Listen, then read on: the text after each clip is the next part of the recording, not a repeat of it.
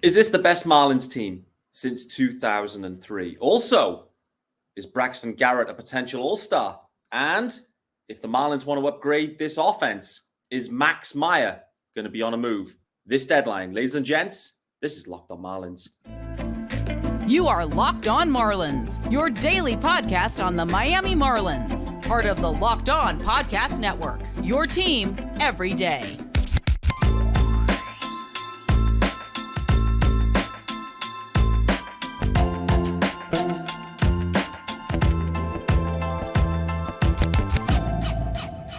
Greetings from England. Welcome to Locked On Marlins. This, of course, is your daily Marlins podcast. I'm your host, Peter Pratt. Hit me up on Twitter at Miami Marlins _UK. If you listen to the pod, hit subscribe. Of course, this is your team every single day. And thanks for making Locked On Marlins your first listen of the day. There is a YouTube channel, guys. Head on over to there also. Hit subscribe. Yes, the YouTube channel. It's well named. It's called Locked On Marlins. Head on over there. Hit subscribe if you are there. You will see we've got the graphics queued. We've got the show queued. And there is no Sean Barrett. No Sean. He's been here every day this week. No Sean, no this evening. So it's just a solo pod. Just me, little old me. I'm feeling a touch jaded. I'm not going to lie. Been out watching my daughter play tennis in a tennis match. 4 sets of tennis, doubles. She won both games, by the way. Fat dubs. DJ spin those bottle caps, baby. But I'm feeling a touch jaded. It is approaching 10:30 p.m. UK time. And we are just about 40 minutes until first pitch in Boston for Game 3. And the news has just broken that maybe Yuli Gurriel's nose is broken. Gurriel seemingly is taking a ground ball in field in practice to the face. Coop's already down ill. He's been struggling with illness like all year, Cooper Loop. So all of a sudden, Luis Arias sprung into action at first base. So the Marlins are going for a sweep here, but they're going to be dealing with some injuries. The interesting bit heading into this, before we kind of look back to yesterday's game, which was a stunner, by the way, a long one. It was moist, but the thing about this lineup. Originally, Jesus Sanchez wasn't in the lineup again. That was 2 days on the spin with no Jesus. However, with these injuries happening, Jesus Sanchez back in there, hitting pretty low in the order. So it's seemingly, Skip maybe trying to give Jesus a bit of a mental blow, or are we kind of back to the Jesus Sanchez of earlier in the year? Tons to get into, though, today, guys. The Marlins clinched a series victory yesterday with a rain-impacted game. And the offense wasn't impacted. Braxton Garrett wasn't impacted. So we're going to talk about that. Main guy back in the lineup, Jazz Chisholm Jr. Clean up Jazz with an absolute blast. So we're going to talk about Jazz. And some people not clamoring, that's unfair, about maybe the Marlins should consider trading Braxton Garrett at this point. Sell high on Braxton Garrett. Let's talk about that as well. The Marlins could be all in at the deadline. Should they be all in? What does all in actually mean? And how that pertains to potentially Max Meyer, who I think if the Marlins do go all in and look to do a big, big blockbuster, I think the centerpiece of that could and should be Max Meyer. This episode is sponsored by our good friends over at Gametime. You can download the Gametime app, create an account, and use the code LOCKEDONMLB for $20 off your first purchase. Last minute tickets, lowest price, guaranteed. More about those guys later on. Let's go back to yesterday's game. Quick recap. The main recap was it was wet. It got wet and wild in that one, but Cooper Loop got it rolling with an absolute blast. Sorry the Coop isn't in the lineup, but Coop has been carrying a hot bat recently. Great to see Coop. Massive bomb. It's hard to get over that monster. And he only just did. It just scraped over. They weren't sure if it was. At one point, we thought Coop was just plowing for a triple. Full gas from Coop. Just chugging. And then they kind of put their hands up and said, no, actually, that's a boomba. Get around there, Cooper Loop, and carry on. So, started with Coop. Then, Devers with an absolute bomb against Braxton Garrett. The only run that Braxy gave up. Braxy just giving up 3 hits on the day, one of them being that home run. Just 2 Ks for Braxy, but his outing was cut short. The rain came in heavy, only going through 5 innings with 66 pitches. So, really, Braxy had at least 1, if not 2 more innings in the tank there, I would say. But wasn't the high strikeout rate, the high strikeout games that we've been seeing. Braxton Garrett in June has just been absolutely wild. His last 3 outings prior to yesterday's, 9 strikeouts, 8 strikeouts, 13 strikeouts. But Braxy absolutely doing it with the K recently. But yesterday, only 2 Ks. So got outs in a different way. No problem with that. Still outs, still just 3 hits. 1 earned run, big bomb. It is what it is. It happens. But Braxy's been great. We're going to talk about him a bit later on. We then get into the meat and potatoes of this game after the rain delay. The Marlins then find a way to make it happen. And this is just synonymous with the 2023 Marlins because they somehow find ways to win games that other teams can't this year. The voodoo magic, maybe. But the Marlins are finding ways to get it done. And yesterday it wasn't quite as wild, but there were 3 walks to load the bases. Then a wild pitch to bring a runner in. Then Gene Segura grounds, a ground ball from Gene, surprise, surprise, but it was like a high chop grounder that the shortstop or second baseman couldn't handle. Next thing is, it kind of hits his glove, the heel of the glove, and rolls off. And somehow that infield single scores 2 as well. So the Marlins, 3 walks, a wild pitch, and an infield single. And I think an error actually on that as well, scoring 3 runs. That gave him the lead that, to be honest with you, the way things were going looked insurmountable, I would say, for the Red Sox. However, then Jazz Chisholm Jr. decided to take over. Bally Sports somehow flipped to a view that I don't think they'd use like all game, maybe all season, particularly for live pitching while there's actually someone about to throw. The pitch comes in. It was a lefty, by the way, and Jazz absolutely climbed into it. And it was one of those where it looked like Mike Trout at the driving range when he hits that ball that just keeps just going and sailing upwards. That's what it was with Jazz. And because the camera angle, it was, you weren't sure, was it a fly ball? Or, because you don't see that camera angle that often. But the way Paul Severino was going bananas, like clearly it wasn't just a fly that was going to be caught at the warning track or anything. It just absolutely kept going. An absolute monster from Jazz. His 8th of the year, the 40-40 tracker, dusted right off. Love to see it. Jazz is back, baby. And he's impacting the game. Spoke about it a touch yesterday with Sean. These David Sampson sources about Jazz and his impact, like Jazz just wants to be there. This is the most fun he said he's had on a baseball field. Rightly so. He's impacting it. He wants to just perform, wants to turn up and perform and contribute. And that's what you want to hear. Like, that's what Jazz is all about. And he's contributing. He's making huge impacts in games. He's only been back for 2, but he's making huge impacts. And let's not forget, Jazz is being asked to play center field. This talk about, hey, Jazz is, he's all selfish and people don't like him. Jazz went out of his way to say, Kim, I'm going to solve your center field crisis and go out to center field and play the position for you. I'm going to do that for you and for you, Skip, because I want to win. I want this team to be good. It's paying dividends now. Obviously, he's had that timeout due to his time at center field. But listen, getting Jazz back in this lineup and delivering is crucial to the Marlins. To have Arias, Soler, Brian De La Cruz, and then Jazz in the 4 spot and Coop in the 5 spot. That 1 to 5 looks nice. Looks nice. And then it's just about like what production can you get out of Wendell? He's been trending. Can you get Mean Gene back? Birdie, Fortes, mix and match. Jonathan Davis playing the right field yesterday. Who would have thought that?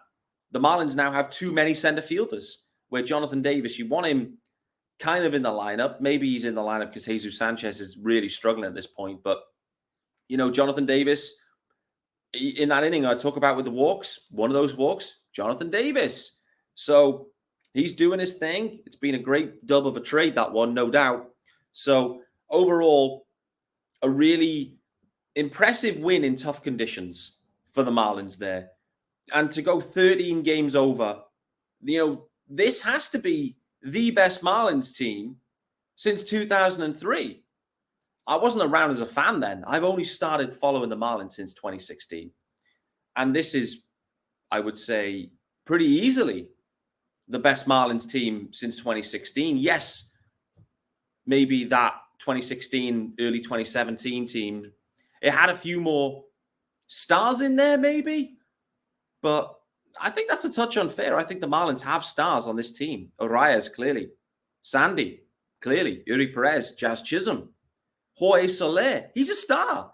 He's kind of underrated. We're underrating Jorge Soler a touch, but he is a star player. Luis Arias, I've already mentioned. Jazz Chisholm. AJ Puk. Like, this Marlins team is littered with guys that are just like, they're all over the show in terms of major league leaders. I saw something earlier like Andrew Nardi, for example. Andrew Nardi, he's leading the league in not giving up runs to inherited runners. I've probably said that wrong, but you know what I mean.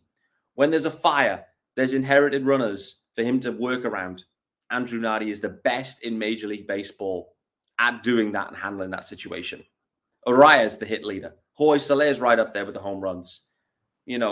This has to be the best Marlins team since 2003.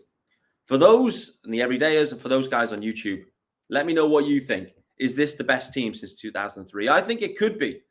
And obviously, we're only exactly halfway through the season. A lot could go well. A lot could go wrong. There's a deadline there. There's some potential additions this team can make. I'm going to talk about that after the ad because we have to talk about it. I think Craig Mish has used the term all in. Are they going to go all in? And what does all in actually mean for the 2023 Marlins? But this episode, it's sponsored by, and it's our good friends over at Gametime, sexy graphics and all, guys.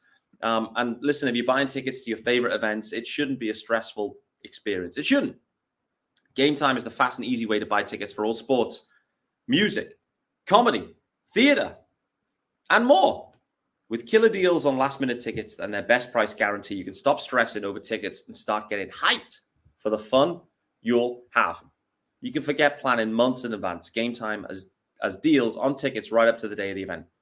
You can get exclusive flash deals on tickets for football, basketball, baseball, concerts, comedy, theater, and more. I wonder if more means tennis. Could it be the tennis? Could be. The Gametime guarantee means you'll always get the best price. If you find tickets in the same section and row for less, Gametime will credit you 110% of the difference. Can't say fairer than that. You can't.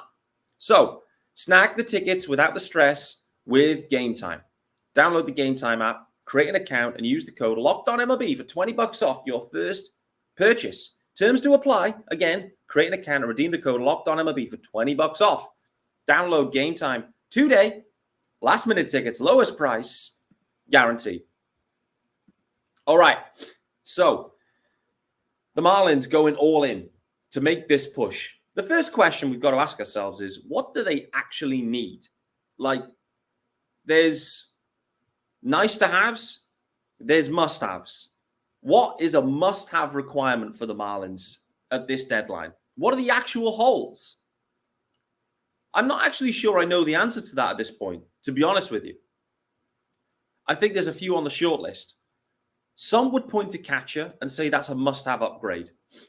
I think overall, I think that's true, but not at this deadline. I don't think the Marlins make a splash with and upgrade the catching spot at this deadline. I think there's too much risk of bringing in a catcher and unsettling the pitchers. Sean Barrett talked about it, I think, last week. The everydayers will remember this. I don't think the juice is worth the squeeze with that one. For me, Stallings is still Sandy's catcher. Sandy's turned the corner now, seemingly. All of a sudden, the value of Stallings reappears. Fortes, I think, is a good, decent major league catcher. He's definitely improved behind the plate. He's amazing at blocking balls. It's one thing he's really improved at. And the stick is kind of hot and cold, but okay. Serviceable, I would say. So a lot of people have pointed to catcher. I don't think the Marlins do anything. I think they do something in the offseason. I don't know what that'll be, but I think they will. First base, interesting timing. Let's talk about that. Coop's ill. Gurriel, busted face. They may all of a sudden have a real need at first base. However, is it a must-have upgrade area? I don't think it is, particularly when you've got Arias that can kind of slide in there too. So I don't think they'll do anything at first base either. However, the one clear thing there is that both of those contracts are expiring in Coop and Gurriel. So again, looking at the offseason, it's going to be a must-have then. Right now, it's probably a nice-to-have. It would be nice to go and acquire a guy that can play some first base now, but also has multiple years of control and can kind of take over things if needed. But right now, I just don't see the need. I don't see it. Second base, we're covered. Shortstop. Right now, I think we're covered. The Marlins have committed to Joey Wendell. He's performing. He's hitting well. He's been hitting really well since coming back on the IL. Again, shortstops, what options are there at shortstop that you can legitimately go and get at this deadline to improve your team? They're limited, I think. Third base is interesting. Third base is interesting because clearly Mean Gene Segura, let's remember, he's not a third baseman. He's been asked to go over there and he's actually handled it pretty well. So I think we should tip our caps to Mean Gene's flexibility and his willingness to go to third. Well, willingness might not be the right way of phrasing it, but if Gene starts to heat up and knowing the fact that there is another year on Gene's contract, is third base a priority? I tend to think it is. I think it's still an area where they need to consider it the longer term. If they're still happy with Gene Segura playing, again, thinking about next year, it's possible Luis Arias could happily slide over to first base. Gene Segura happily slide over to second base. And if you go and acquire someone, a third baseman right now, great. I think that could work. Candelario is a big name out there. Expiring deal, though. So to go and acquire him, it will only be for this year. What kind of prospect capital is required for that? In theory, it shouldn't be too crazy, but he's playing well. He's hitting well. He's an upgrade for a ton of teams. I think that third base discussion is closer to the must-have rather than the nice-to-have. Center field, we're covered. Nailed on. Left field, covered. Do we need to upgrade on De La Cruz? I don't think so. Right field, that's your upgrade spot. Corner outfielder, effectively. And the reason being is, Avisail Garcia, his time is done. Jesus Sanchez is so streaky and in reality can't be relied upon to deliver consistent offensive production that you need and expect from your corner outfielder. De La Cruz is streaky too. But with De La Cruz, the cold streaks are shorter and the hot streaks are longer. Jesus Sanchez, those cold streaks can go on seasons. They can last a season. You see a flash of hot for a week and then it's a season of cold. Let's hope he finds it again. But the indications of how the Marlins are managing Jesus Sanchez right now are saying to me, there's concerns there. So for me, that is the most obvious must-have requirement offensively is a corner outfielder, lefty stick. Let me know what you think.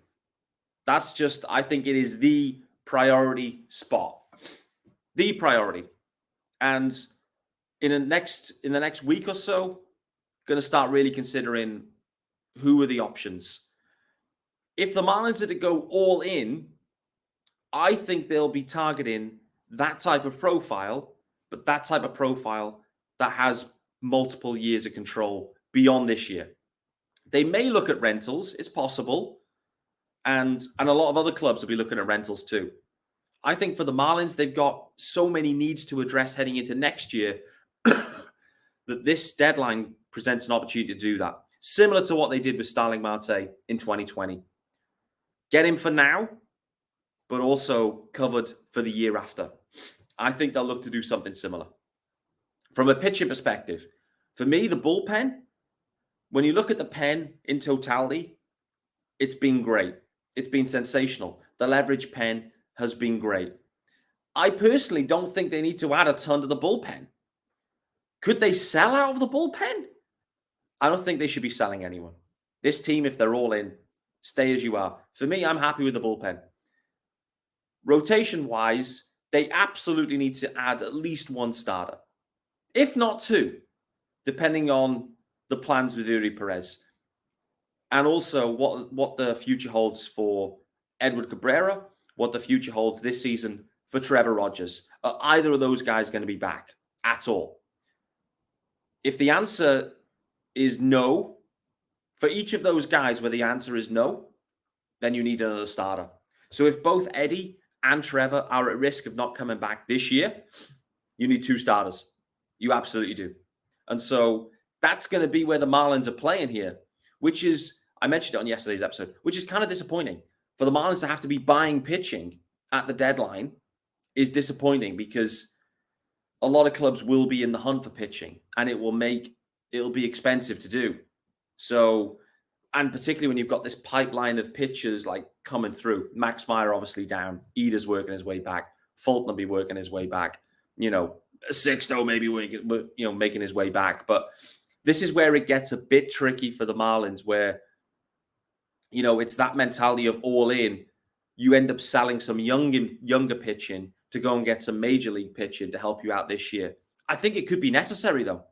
And it's just disappointing they found themselves in this spot. You would have thought you would have been able to, if you wanted to go out there and get that big stick, then, Max Meyer could be available. We know that they tried to, and let's talk about that. I put it out there on Twitter earlier. Max Meyer, I think, has a legitimate chance to be a number 2-3 starter in Major League Baseball. What he showed in the minor leagues last year, his real brief stint, it's not Uri Perez level with Max Meyer. He doesn't have Uri's tools. He's a generational talent. But I think Max Meyer is a better than serviceable starter. And listen, Max spending time with Mel Stottlemyre and within this Marlins organization, he's only going to get better and better.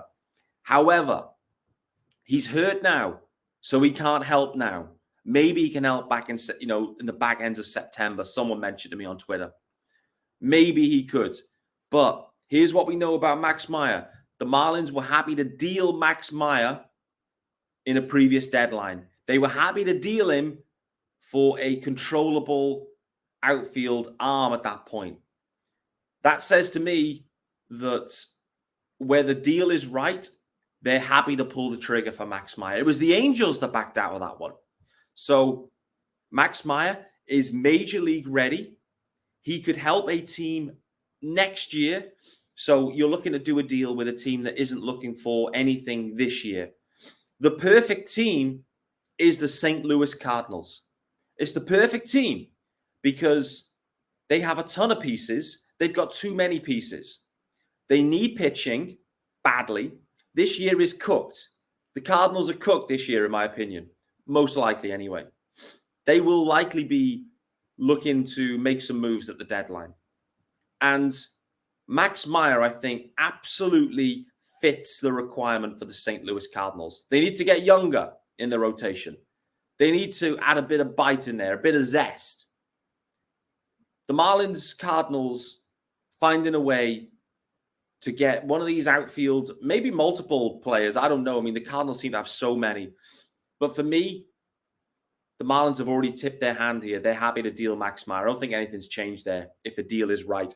I think the Cardinals are the perfect trade partner. I think the Marlins end up doing a blockbuster deal with the Cardinals, getting a controllable stick from them, Max Meyer, maybe others going the other way. It's going to be hard, but overall, the Marlins rotation looks set for multiple years now. They can do without Max Meyer, I think. He's not going to help them this year anyway. And if they are all in this year, then you deal players that can't help you now, that other clubs will see value in and would fit their timeline. And that's why Max Meyer perfectly fits the Cardinals timeline, because next year the Cards will be coming back and expecting to do better. Maybe they'll change their manager. Maybe they'll make a few other tweaks. The Cardinals will be thinking they can win the division next year, and Max Meyer could help them do that. So wait to see. There's going to be a lot of deadline talk on this pod, for the next month, naturally. What does all in actually mean for the Marlins? I think that fundamentally means any prospect, anyone on that pipeline list, Uri's graduated, is available and could be used to swing a deal to bring in corner outfielder that's necessary, a catcher with multiple years of control, potentially a shortstop, and also a starting pitcher. Everyone's available, I think, pretty much. How aggressive will the Marlins be? We'll wait to see. This team is already good, though. This 2023 Marlins team is already good. There's some nice-to-have situations, but there's some must-haves. A corner outfielder is a must-have, and a starting pitcher or two, depending on the health of those guys, are must-have requirements. Kim's going to be busy. We need some more teams to be selling, but I think when it boils down to it, the Marlins and Cardinals end up dropping a big deal. Max Meyer goes the other way. That's going to wrap us up today, guys. Thanks for making Locked On Marlins your first listen of the day. The Marlins are about to start. They are going for the sweep in Boston. The Marlins then jump on a plane, head to Atlanta, 3-game series against the Bravos. And that is going to be, in a word, spicy. Look forward to seeing you then, guys, as we get into the Braves preview tomorrow, looking to get someone on representing the Braves to balance the conversation a touch. We'll wait to see who that may be. In the meantime, let's go fish. We'll see you tomorrow.